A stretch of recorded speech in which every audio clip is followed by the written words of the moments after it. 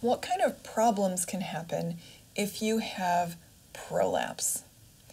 I'm the Kegel Queen. I'm a registered nurse. My name is Alice Adams.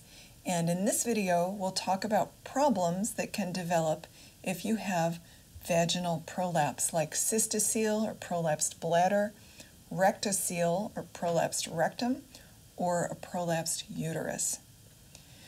Women are concerned if they have prolapse that it's just going to get worse and worse. And that can happen, but not necessarily. It may be that over time it's no worse than you're experiencing now, especially if you take care of it and you put some things in place to help make the chances of it getting worse as low as possible. For example, watching the way that you exercise the rest of your body and avoiding specific exercises that can put pressure against the prolapse and literally push it out. Avoiding constipation, another huge thing that can really make prolapse worse. So if you can prevent constipation, that's a huge thing. Also, doing Kegel exercises correctly can really help. So just mentioning a few things there, then there are more. Women automatically assume that prolapse is going to get worse and that it's inevitable in the future they'll need surgery, but that's not necessarily the case. There's no rush to rush into surgery. Prolapse is never an emergency. So let's talk about some of the problems that can develop. If you're already suffering with prolapse, probably just more of the same that you're having now. It can feel physically uncomfortable. You can have pain, aching, discomfort.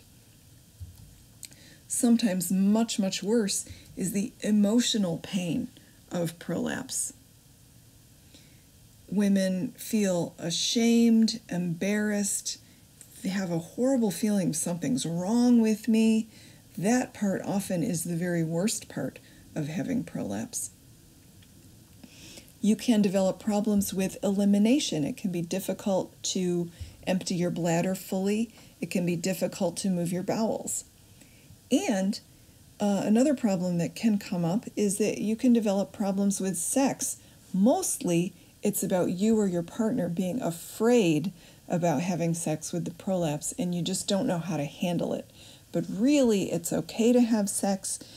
It's entirely possible and probable to have great sex with prolapse. There's no reason prolapse needs to have a negative impact on your sex life as long as you and your partner can get over your fears about it.